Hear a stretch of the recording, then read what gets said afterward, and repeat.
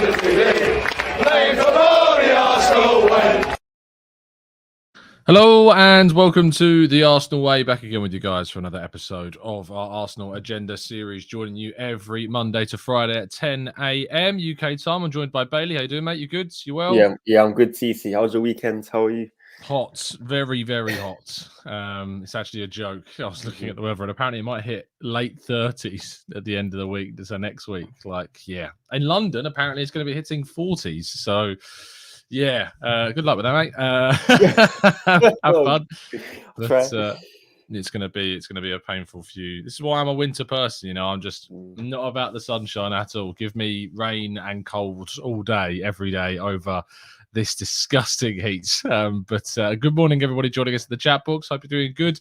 Hope you're doing well. We've got a few things to discuss. A lot of transfer news broke over the weekend. We kick off by talking about Lucas Paqueta. Lyon attacking midfielder, of course, linked with a number of clubs in the past, most recently Newcastle. But Arsenal have apparently stolen a march on this and are pushing, is the report from Mediafoot in France, which have been verified by other sources as well. This seems genuine, Bailey. What do you think? For me, it doesn't really make sense. We signed Fabio Vieira. I think if Fabio didn't come in, I'd be open for it. But now we have Fabio Vieira and Martin Ødegaard. I think it's a transfer that we need to focus elsewhere. I think there's bigger priorities that we need to address, and another attacking midfielder isn't really that, in my opinion. I think it would be better to go with a more defensive mind player or more of a box-to-box player, of course. I think we've been linked to, of course, Milinkovic-Savic, Yuri Tielemans. I think if we're going to sign Paqueta for around 50 million, why don't we just go and sign Yuri Tielemans for 25? I think that makes sense. Of course, Renato Sanchez going to PSG for £8 million. I must say that is also another bargain. But that is for a conversation for another day. But yeah, I think midfielders, there's better alternatives right now for what we're looking for. I don't think Paqueta is really that. I think we should look elsewhere in terms of more of a box-to-box or more of a defensive midfielder, because we signed Fabio Vieira. So why would we still sign Paqueta? It's interesting. Yeah, the latest kind of situation is that Arsenal haven't made any kind of offer for Paqueta at the moment. They have an interest in the player, but I love this comment from him where it says Bailey wouldn't be saying this if it was Aouar or Sanchez. I mean, what do you respond to that? I think he's got a good point. Listen, you leave my loyalties out of it, right? No, I wouldn't. If it was 50 million or above, I'd say absolutely not. But as I said, Renato Sanchez, £8 million, I don't know, around £13 million. Can't go wrong. But yeah, no, we need to focus elsewhere for sure.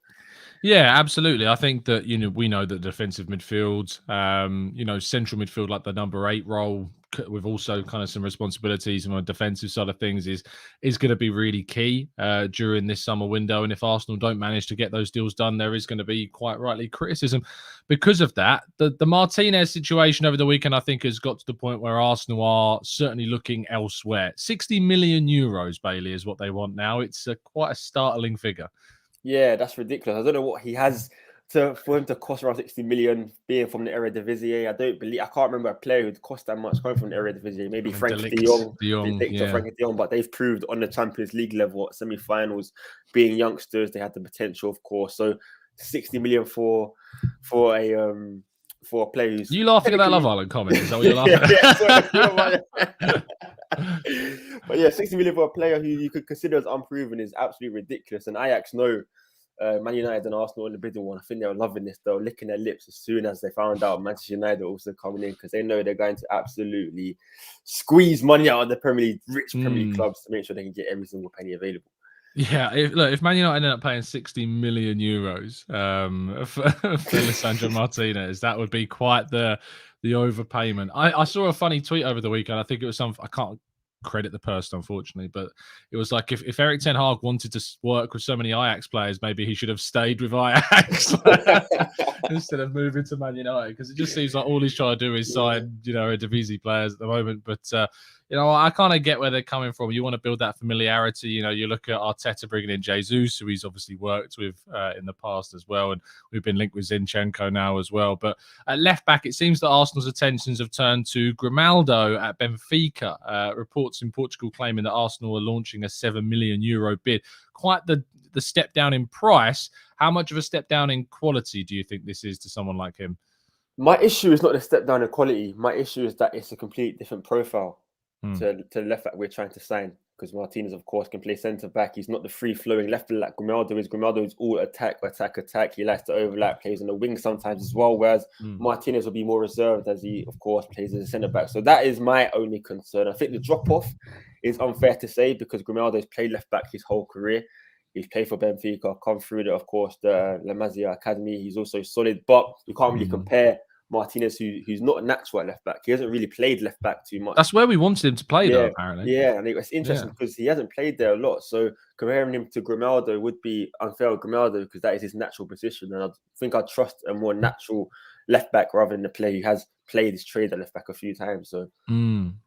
Yeah, Marcus says, how old is Grimaldo? He's 26, I think. So, yeah, he's going into his prime. It's not like it's a signing being made of, someone in their latter years. It's 7 million euros of a 26-year-old that's a year left on his contract. So I think it's a bit of an interesting one. But Arsenal clearly want competition at left back because they know that Kieran Tierney's injury issues have cost Arsenal in the past. They want a starting European level defender, which they believe Grimaldo to be. I need to do a little bit more research on the guy, I think, before having a full opinion on him. Jumping into the chat box a little bit, Lynn says, what do you think about Vieira being one for the future, whereas Paquetá is one for right now?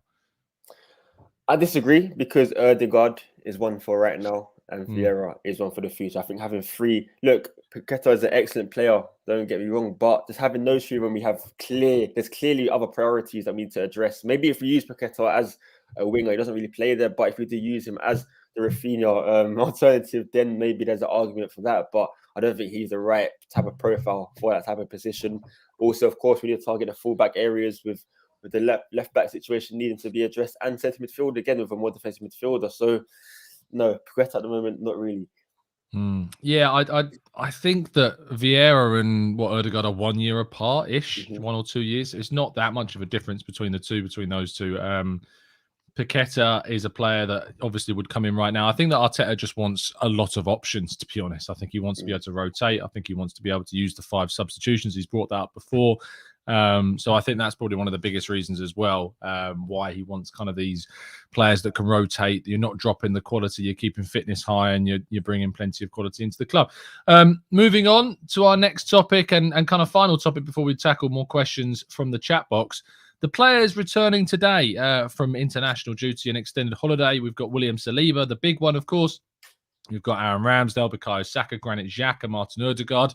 Lots of players that were, of course, away with their national sides and were granted that extended holiday. But Saliba stands out. I've already seen a picture circulating. He's in London taking pictures with fans, which is great to see. Who would have thought that would be the case a year ago?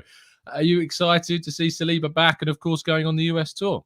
Yeah, it's weird. It's like it's a complete new signing. It's like we've announced a new promising French defender. He's a French international, come from Marseille, and he's got amazing potential. That's what it feels like. It's a surprise Saliba is going to be coming on the US tour. I know fans are still panicking. So when they saw a picture of him, like, okay, he's in London. No, guys, he's part of the team. He's part of the squad. Of course, he's going to be on the US tour. I think now it's finally time for him to show his worth. I think this will be a big pre-season and the hard work starts now in the Arsenal squad. Now players must show ahead of the new season why they should be in Mikel Arteta's plans, and the pre-season games will be important because the squad there are competition for places in the squad now. I think of centre back you have Gabriel Magalhaes, Rob Holding, Ben White, and William Saliba, of course. Then you look at the wing positions, you have Martinelli and Smith Rowe. What's going to happen with Smith Rowe? Smith Rowe, a massive pre-season for him because if Arteta's looking to improve the attacking options with players like Lucas Paqueta, I don't think that if I'm Smith Rowe, I'm worried. I am worried because he's meant to be in Arsenal's number 10. That means more the attacking midfielder. But of course, he's been used on the left because he's done excellent there last season. But then you have Gabriel Martinelli, of course. I mean, if you're looking to sign another winger, that means Smith Rowe, once again, might drop down further down in the pecking order. So it's a big preseason for him. Players like Reece Nelson also can improve themselves, but they'll have to compete. So today is where the real preseason starts because the squads are back together. Yeah, absolutely. But there's some interesting players that have also returned. Lucas Torreira is back. And over the weekend, it became clear, thanks to Torreira's agent, that he is set to, join up with the team and go on the US tour. I still can't see any way for him to return in terms of joining the squad for next season. And Arteta spoke on Friday after the game that, there are players here, obviously, that his futures may not be with Arsenal next season, but everyone has the opportunity to fight and everyone will be given the chance to, either, be open to the idea of moving or staying. is it a weird one though? Because I've seen that, Antonio Conte's left out some big players like Ndombele, etc., from the Spurs squad because they're going to move on. So why keep these players in if they're not going to be at the club next season? Because I don't think we can guarantee that, TC. I think it's at the end of the day, you're what you work. You're contracted by Arsenal. You're getting paid by Arsenal. So why can Spurs guarantee it? Like Spurs can get Conte is so set on Ndombele leaving and you're not leaving him out of the team. Absolutely. Why is it different? Clearly, Conte has absolutely no plans for Ndombele, and a transfer might be more likely. With Torreira, I believe, let's say we struggle to sign a midfielder, we might have no choice but to play Lucas Torreira, because at the moment our defensive midfield position is precarious with who we have there and the options we could have there going into the start of the season. So it's always good to have Torreira, a player who will play for the team if he's not sold. And we've seen already, Fiorentina tried to sign him. It failed. Now we're looking at other Serie A clubs. At the moment, it's being difficult. I know Jose Mourinho spoke to Torreira, but deals never managed to materialize there. And maybe Juventus might be able to take him, but it's not guaranteed. And if he doesn't leave, what's he going to do? We might as well use him. He's a good player. Hopefully, maybe you never know, his Arsenal career could change, but I don't see that happening. I agree with you, TC. I think it's done. But I think Arteta just wants to be careful and still bring him onto the pre-season. So if there's space, I feel like you should bring him on. Conte can sometimes be a bit harsh. We don't need to follow the Tottenham model because the Tottenham model doesn't always work. So we don't need to follow in their footsteps. Let them do what they have to do, because if they don't sign, if Ndombele does not leave the club, Ndombele is a very, very good player. Let's say Conte is not there at the end of the season. Let's say he leaves midway through. Suddenly Ndombele doesn't have a pre-season under his belt and he's just training with the under-23s when he's a very good player. So you never know what can happen. I think it's always good if there's space in the pre-season tour, you bring your players. Fair enough. We will wait and see what indeed does end up happening with Lucas Torreira. Let's take some questions from the chat box before we wrap up this morning's show. We'll be bringing you plenty more content, of course, throughout the week and coverage of the US tour. Our Arsenal reporter, Kai Karnak, is out in the US, and as far as I'm aware, going out there to cover the game. So you'll get on-the-ground updates from football.london and the Arsenal Way. We'll try and catch up with Kai whilst he's, of course, out there as well. So make sure that you are subscribed to get that content. Let's jump into the chat then and answer some questions. Marcus says, if Torreira does go, we should use him as part of a swap with someone in Italy. But who? Q Bailey mentioning Osimhen. If you are going to swap him, I mean, you're looking at clubs like Lazio, like Roma, and I don't see too many players in those squads, really. Pellegrini, I like at Roma, and Zaniolo, but does Zaniolo really get into the Arsenal team at the moment? Probably not. Lazio, of course, we think of Sergej Milinkovic-Savic, but you're still going to have to pay a serious fee on top of Torreira to get him in. So do you think we can use him in a swap deal in Serie A? Yeah, absolutely not. Absolutely not. I remember Marcus, funny enough, I did do a piece on how we could use Torreira as a bargaining tool to try and bring in the Seaman. So you've read my mind perfectly there. But yeah, in terms of that, yeah, as you mentioned, DC, there's not really much players we can do that with. I know we're interested in Tammy Abraham as well from Roma. Maybe that could bring down the price ever so slightly. But except from that, there's not really too many options. And I think swap deals are very unrealistic, and that doesn't usually happen in football. I think it's very rare because you need to agree for, firstly, Torreira to go to that club, and then you need to agree for the other player to come the opposite way, and a fee needs to be agreed. And sometimes with Serie A clubs, negotiating the price can be difficult. So yeah, I find that highly unlikely, unfortunately. Yeah, I agree. I think that swap deals are very rare. You very rarely see straight swaps. Sometimes you see a player signed by one club and another club go the other way, but the money is usually different. It's not seen as kind of a straight swap. So it would be very difficult. Pavel says, isn't Grimaldo too small for the Prem? What do you make of that? Interesting. Yeah, I was going to potentially do a piece on this today. We're looking at if we have Grimaldo, very small. If we have Grimaldo and Cedric on both sides starting at the same time, that is a big problem because they can be targeted. I know Cedric's not the tallest either. I believe he's around 5'9", 5'8", maybe even smaller than that. And Grimaldo on the other side of the pitch at left back and right back, you can get targeted. Target strikers, big strikers can just pull off their centre backs, go towards the full backs, and Arsenal can be exposed. So it is a worry for me that Tomiyasu has to be fit if Grimaldo plays. That's simple as that. It's just simple as that.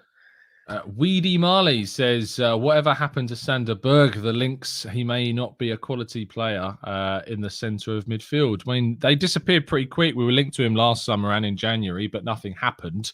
Do you think there's any scope for Sander Berg still at Arsenal?